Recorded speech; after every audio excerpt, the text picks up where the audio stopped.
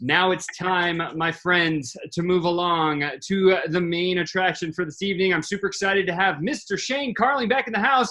Last week, if you missed this guy, he shared 6 things that most people stumble on, most people fail in their life. And then he gave one sentence at the end on how to wipe all that stuff out of your world. But tonight, he said, Sean, I'm coming back. I'm going to come defend my belt. I want it again. And so he came back and he said, Sean, I'm ready to share how to reprogram your mind. Welcome to Digital Genius Radio, the #1 podcast focused on guiding you to becoming a certified digital genius. We believe you can have it all by mastering social media paid advertising. We spent the last 3 years studying the most brilliant marketers today and applying their techniques. We've broken free of the 9-to-5 and successfully built a 7-figure online certification platform. From working with hundreds of clients, we found that most are overwhelmed or scared to actually dive into paid advertising. And this podcast is here to give you the cheat codes so you can flourish with your social media channels. Join us and follow along as we continue to learn, apply, and share proven strategies, as well as give you the insights on how to win online with social media paid advertising. And now, here's your hosts, Chris Baden and Sean Malone. Shane Carling is about to drop all kinds of bombs right on top of you. Shane, welcome to the show, man. Hey guys, okay, so I wanna crush this out tonight. I'm gonna talk about something that's very, very real, and it's about programming and reprogramming your mind. And I'm gonna give you a little backtrack. So last week we talked about 6 things that hold people back. Addictions, negative relationships, bad environment, being a victim, pride, multitasking. These things that really get in the way. And they hold people back because they eat up all sorts of mental real estate. Now, I'm going to teach you some very powerful secrets. I learned this at a set, so I'm not going to teach, this isn't original Shane stuff. This is actually some Bob Proctor stuff added in with some Shane stuff, okay?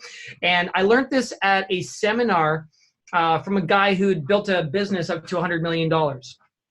And it's called The Captain and the Crew.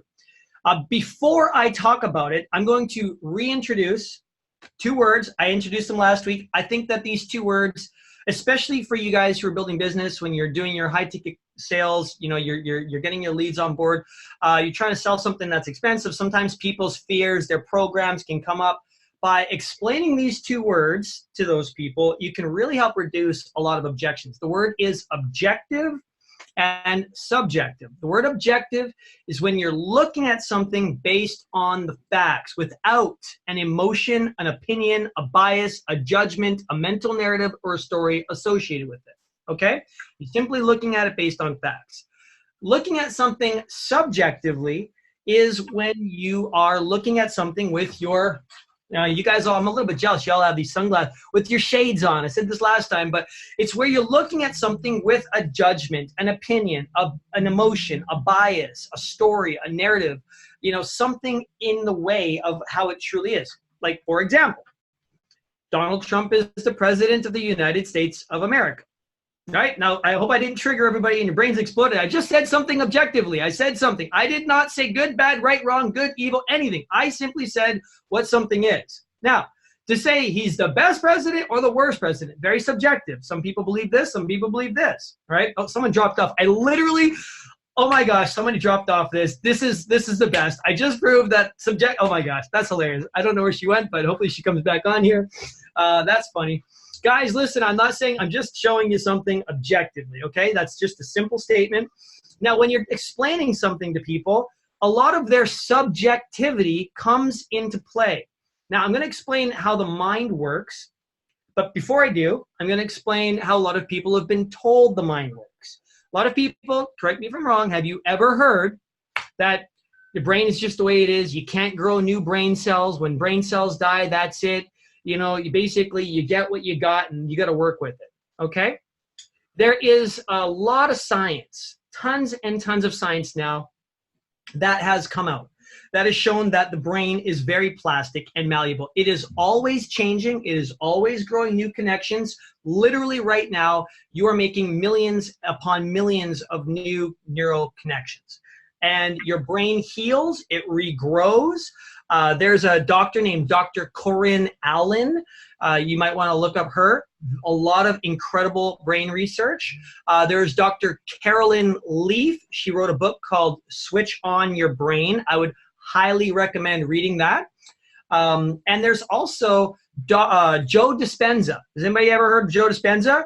If you have not heard of Joe Dispenza, you need to go get some of his books. I'm gonna tell you guys some great reading and audiobooks you should do after this. Really incredible stuff. Very forward, very future paced, but incredibly powerful and very, very profound. So let's talk about the way that the brain works when we're kids. Okay, when we're kids, we're forming our subconscious narrative. We're like a bowl. Okay, it's like this. All of the information and stimulation that's coming in, all of the things our parents are doing and saying, and anyone who's coming into our environment, that information is programming your subconscious mind. Your subconscious mind, as in your deep root-seated belief systems, okay? Sometimes they're good, sometimes they're BS belief systems, okay, that are really not serving you. I'll give you a great example. When I was a kid, and I love my dad, we're best friends, he's freaking awesome. I got like, my dad's Kung Fu is so good, you know, it's probably better than most dads' Kung Fu. That's why I think about my dad. He's awesome, love my dad. But my dad taught me how to be poor, very poor. He didn't mean to do it. I love my dad. I remember specifically, I was sitting there playing Lego. Anybody remember Lego? Freaking awesome. Legos, Constructs. Chris is a Constructs guy, right? You look, you Constructs? Yeah, Constructs. You didn't do Constructs? Man. Well, at least Lego. Okay, so I was playing Constructs Lego in the living room. My dad, I didn't know this, but when he was not even too far before this, he was running 7 construction seven construction contracting companies, bricklaying, steelwork, drywall, all that kind of stuff. Okay, so he was very busy, very successful. He had a bad accountant, didn't have great communication capabilities, and so his accountant, I don't know what happened, all this stuff kind of happened, and basically some accountant ended up with all of his money and his businesses went kaputs, and it just kind of went downhill. And so all at the same time, as a giant stack of bricks smashed him in the knees and took his legs out, my dad was wiped out. Just so dad got a little bit bitter, and he would watch the news. And I remember, because he would, you know, watching the news, eating peanuts, because he loved his bowl of peanuts, just sitting there, and he was just watching the news all the time. He really got hooked on the news, okay? And I'm playing Lego and Constructs, 3 years old. I love dad. When you're a kid, dad is like the omnipotent one. You know what I mean? The all-seeing, all-knowing, all-powerful dad. And so I'm playing Lego. My dad's beaking off about rich people. Well, I've having this conversation with my dad. I was like, Dad, you know you made me poor till I was 28. I couldn't hold 2 cents together because of this. He would tell me, rich people are all a bunch of crooks. They're a bunch of lying, thieving, Turkistan, just beaking off on wealthy people and people have money. And so I'm like, yeah, screw rich people. Ah, they're all evil pieces of garbage. I made this judgment. Now, that was a very subjective, I think we can all, very subjective, slightly extremely subjective opinion. Okay, good luck trying to make money if you think all rich people are evil crooks. Super, super crap. I mean, that was the worst program. And I literally, as soon as somebody had money, I would, in my head, I would judge them as evil. They're criminals. They're crooks. They're bad people. I wouldn't say that, but it was something I internalized. And we went to this one church, and there, money's the root of all evil too. And so all of these weird programs stuck in my head, and they kept money from me by miles. Okay, I literally, when I was in my 20s, I drove a 3-cylinder Firefly.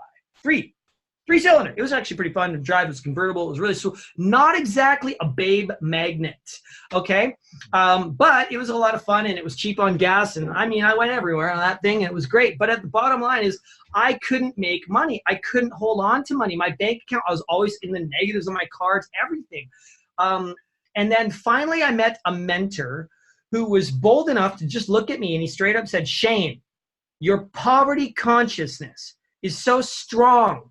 It's making me broke. Get out of my face and get out of my life until you figure it out. Woo! Oh, smokes. All right. So I think I had some work to do because my narratives affected my results. And it was so strong, honestly, it was affecting everybody around me. Okay. It was like a mental virus and it was kind of contagious. You know, I've learned one thing is I can influence people. So if I, have an anti on something, then it can affect a lot of things. And so I knew that there was some deep work to be done. Where did that belief come from? Why? What was really going on? I wanted money, but I hated money. So a lot of people have these types of narratives. Wouldn't you like to be able to just drop that addiction that's been haunting you? Wouldn't you love to be able to fix your mood instantly? Wouldn't you like to be able to have unlimited amounts of energy all day, every single day, with total mental clarity, power, and focus? You can have that. Wouldn't you love to be able to learn faster? You can do that now. Wouldn't you love to be able to read lightning quick? You can do that now. When I was a kid, I had this friend named Terry. He used to tell me how he read books slow. All the people in school picked this thing up. Oh man, I'm a slow reader. I'm just a slow reader. All these kids kept saying, I'm a slow reader. That is the most ridiculous thing. You mean you're looking at words and you can't interpret this brain that sends electric signals as fast as the speed of electricity, that they're somehow slow, they're seeing the information and it's not downloading? You're learning everything instantly. You are only limited by your capacity. Your capacity to learn is limited by your perception of your ability to learn. You can change that instantly right now. I'm going to say that one more time. Looks like John was taking a note. Your capacity to learn is only limited by your perception of your ability to learn. You are unlimited in your ability to learn. Let me explain. Your brain cells send signals at the speed of electricity. It's electrical signals. How fast does electricity move? Well, great example is you guys are all in different places in the world and you're hearing me right now instantly live, and there's maybe a half of a millisecond of a millisecond. You know what I mean? Like between where I'm speaking and you're receiving this information. So electricity is pretty darn fast. Now, reduce the space, put the brain cells together. There's about 50,000 or so brain cells can fit on the head of a pin, on the tip of a pin, and they're sending so they're super close. Okay, so and they're sending signals through electricity, and the furthest that electrical signal has to go in your brain is like from here to here. So that's not a lot of distance for electricity to pass, and so your brain cells don't have to do some arduous, tough work to learn stuff. Okay, but it's your ability or your perception of how fast you can learn, which is formed by your subconscious. Sometimes parents tell their kids, he's shy or she's shy. Oh, he's always doing that thing, he's always doing that thing and he keeps doing that thing. And so parents unwittingly and unknowingly reinforce self-defeating, self-deflating, destructive programs in kids, unconsciously not really understanding the power of their words. And it happens. Look, I don't expect anybody, I'm not pooping on parents. I mean, it's a tough gig and emotions run high, and when things happen and you say something, it freaking happens. And so it's some way, some point, some trajectory in time, whatever, we've all been impacted in a negative way subconsciously through statements from our parents. Okay, as good as they can do, as good as you can do, you're going to mess your kids up a little bit. It's just a human thing. Okay, so how can we fix this? I'm going to explain something that I really hope you guys grab and use this, because wow, is this powerful. It's called the captain and the crew. When I understood this, it changed everything for me. So all of those subconscious beliefs, the programs, the narratives, the opinions, if you're my dad, anti-money, my mom said this, this guy said this person I respected said I read slow, and all of those things go into your subconscious. The more you respect someone, the more you look up to them, the less you filter the information from them, right? And so the easier that information goes into your subconscious, which forms your biases, your emotions, emotional charge around your bias and your opinions, and your subjective stories. Okay, the more stories, the more subjectively you're going to look at things rather than looking at things objectively. Okay, the more stories come up. All right, and so this, how do we program the mind? How do we change not just ourselves, But change ourselves in such a way, it creates change in others, because you're leading a path for them to open up the doors to release the shackles of their mind. Okay? Your mind is a tool. It is not who you are. You are the awareness of your mind. And so there's the captain and the crew. I'm going to make a circle here. All right? And I want you to imagine that there's a line in the middle going this way. So your subconscious mind are the, all the little thoughts, programs, and ideas, and some serve us and some don't necessarily. But your conscious mind is the captain of the crew. Your subconscious mind is the crew. Now, on a cruise ship or a military ship, can the crew disagree with the captain, or do they have to follow the captain's orders? They have to follow the captain's orders. Your subconscious mind is the crew. It follows your orders. Right, wrong, good, bad, doesn't matter. Your subconscious mind does not know the difference between truth and a lie, fact or fiction. It just simply says, yes, captain. That's all it says. Yes. I'm going to get fat from eating these burgers. Yes, captain. Guess where the burgers go? Right on your butt. Okay? I can't eat that cheesecake. I'm going to get fat from it. Guess what happens? You get fat from the cheesecake. I can't learn this fast. I'm having a hard time. Guess what happens? You can't learn it fast. You have a hard time. This is a tough thing for me to figure out. Guess what? It's a tough thing for you to figure out. I can't stop smoking. Guess what? You can't stop smoking. I struggle with this addiction. Guess what? You struggle with this addiction. Your subconscious mind can only agree.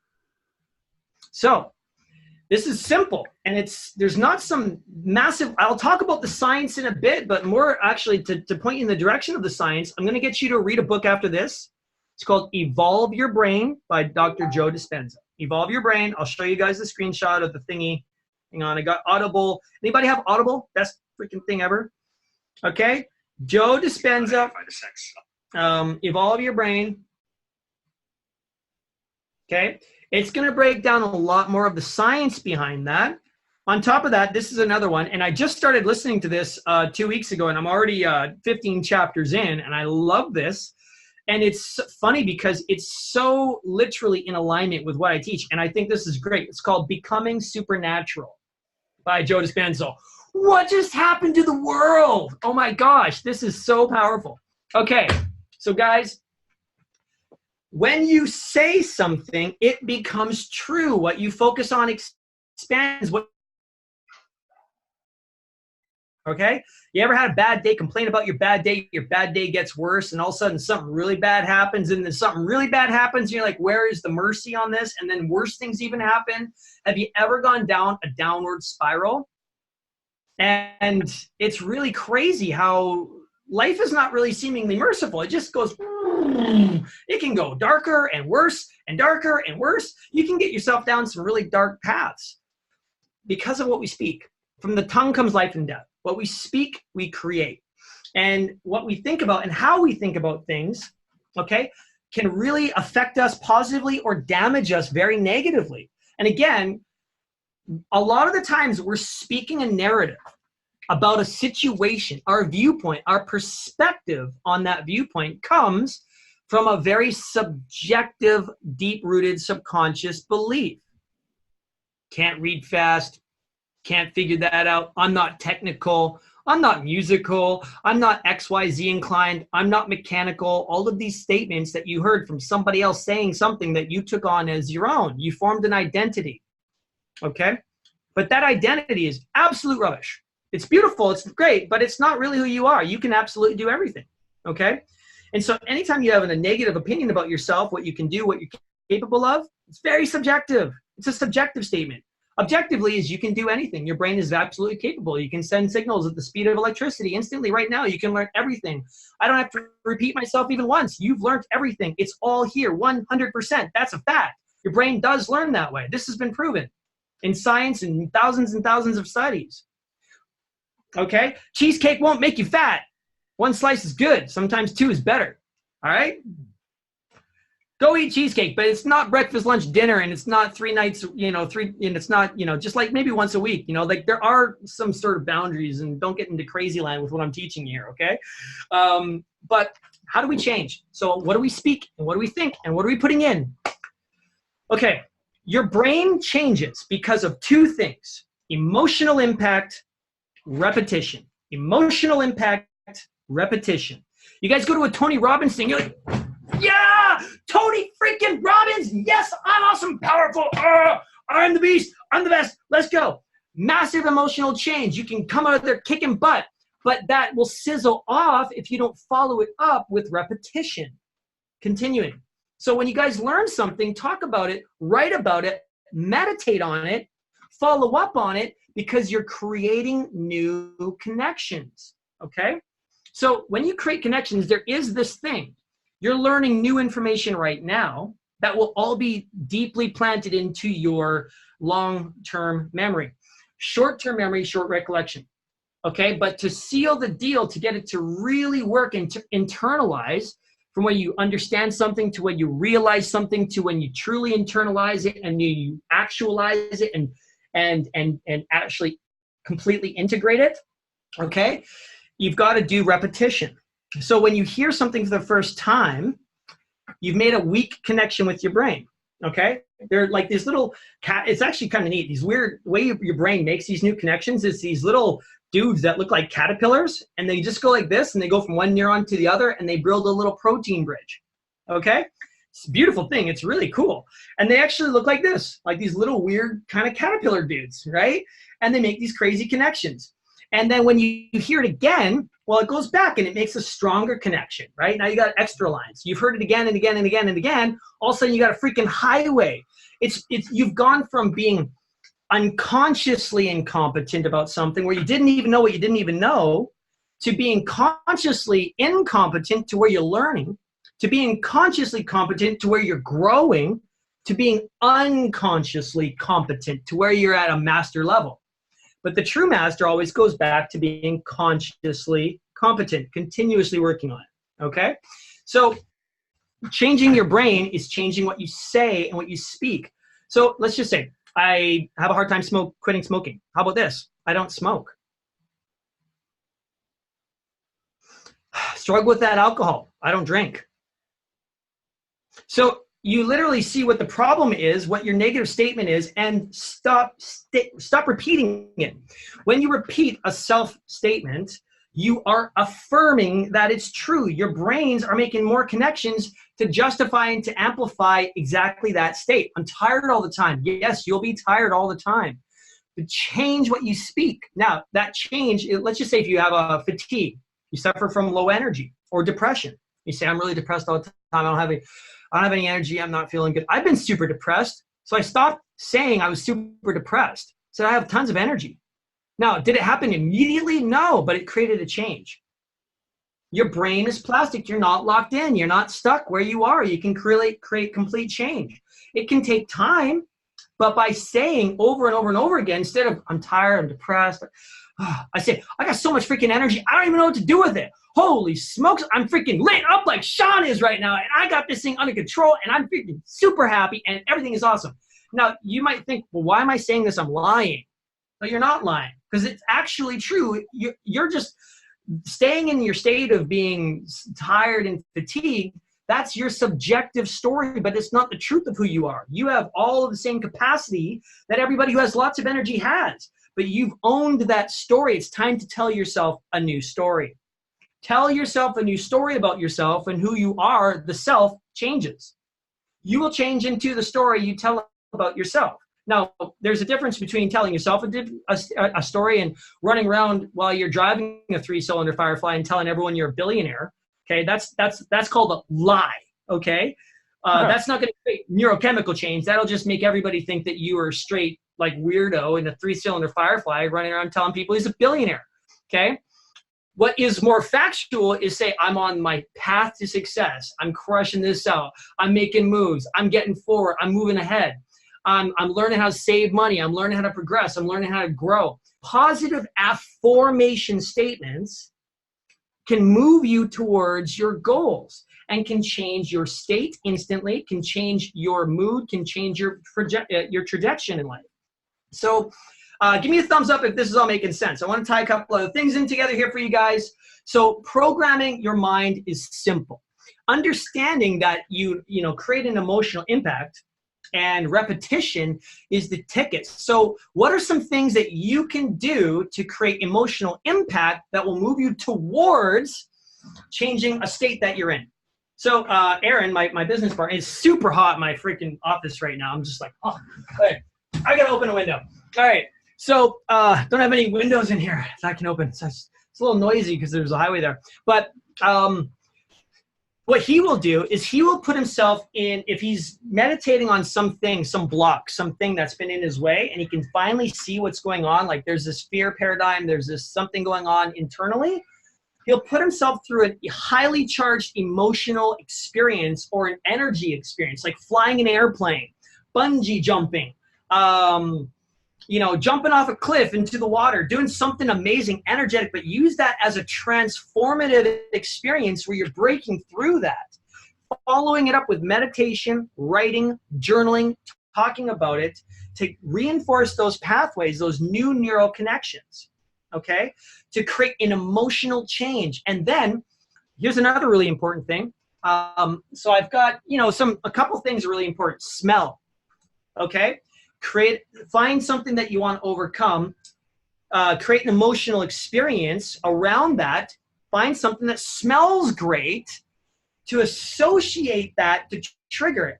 Because now you're going to re-trigger that state of overcoming and triumphing something in case you happen to relapse. Because remember, some of you guys have been running fear-based programs and narratives for yourself that have been 10, 20, 30 plus years, okay? They're freaking hardwired in there. They will dissolve eventually, but sometimes it's easy to think I'm really positive and I've got tons of energy, and then you finally get there and then something happens, like the dog dies and you relapse into old you. It's easy to do that, guys. Like none of us are. So how can you manage your state to stay in that up level state all the time? Pick something that smells. This is a great one. I got this like life source stuff. Quantum infused energy. My buddy makes this stuff. I just find some good essential oils sometimes. I have a spa in my building here, our steam room, and I put bergamot. It's a beautiful essential oil smell. I love it. It's great. And it really gets me into a very calm meditative state where I can become ultra reflective and open all the vaults of my mind and start getting into a deep meditative state. So find ways you can first identify where you're not free. Find your blocks, find your limitations, find where you feel you're not free. Create an experience to overcome that. Okay, I'm not saying go, parkour or anything like that. Just do something that's fun, safe, whatever. Cleaning your house environment to walk through meditation and watch your tongue. What are you speaking? If you're going to say something, listen to what you're saying about yourself before you say it. Ask yourself, am I blessing myself or cursing myself with what I'm about to say? Is this actually good for me? Am I about to speak something awesome? Or am I speaking out a limitation that's reinforcing that limitation? Get rid of those limitations by changing it. If you struggle with an addiction, I don't do drugs, I don't do this, just speak it. Your brain will change the chemistry to the point where you don't need those things and they will literally just fall off. They'll literally just fall off. Like a little scab. It's just like, gone. Okay? You can seriously overcome mega stuff. Oh my gosh, there was one last thing I wanted to touch on. I know we're like super overtime here, guys. But it's not coming here. You know what? Oh, yeah. This is the other thing. Okay. I'm going to give you guys something amazing. So reprogram your mind by watching what you speak and understand that when you catch people in your team saying limiting statements, just rephrase that statement that they said that was limiting with a total affirmation for them, okay? Bless people. What you speak into people, you grow people. What you speak into people, you grow into people, okay? And, and watch what you put into your mind. So music creates an emotional experience, which bypasses the amygdala. And then you can, like, as people are listening, there's also like the defense, the guard, your narrative. You're listening to what I'm saying, and there's always agree, disagree. When people listen to music, words are going in without that ability. Okay, music is deadly. mind your music. If you're listening to immoral, corrupt talk, crap, rap, that kind of stuff, and it's going, what gets repeated, you're chanting negative stuff, immoral stuff, very carnal stuff into your brain over and over and over and over and over and over and over and over and over and over and over and over again. Do you think that that's a smart idea? No, it's really not smart. It's really bad. So the thing is, hey, everybody can make music. Everyone can say what they want. You don't have to listen to it. Okay, choose what you put in very mindfully. Garbage in is garbage out. And when you put too much garbage in and it taps into all the darkness inside of you and it brings it up, you start making bad choices and doing dumb things. And guys, you got to be really, really mindful about what you put into your mind. So listen to positive, upbeat music. And one last bonus, go to mindmovies.com and you guys can actually put a soundtrack and pictures of your life's vision and your mission statement inside of that and create a little 3-minute movie for yourself on your life like a vision board. You can watch it every single morning. Boom! Thanks for listening to Digital Genius Radio. We'd love it if you could share our podcast with 3 others that you think could get some value from it. Don't forget to like and subscribe to our channel. And remember, hit that notifications button so we can alert you for each new episode that comes out. You're on your way. You've gained knowledge and you've gotten smarter. You're becoming a certified digital genius. To continue on the right path, go to challenge.digitalgeniusradio.com and prove you have what it takes. Again, that's challenge.digitalgeniusradio.com. Enter your name and email and get started becoming a master of your own destiny.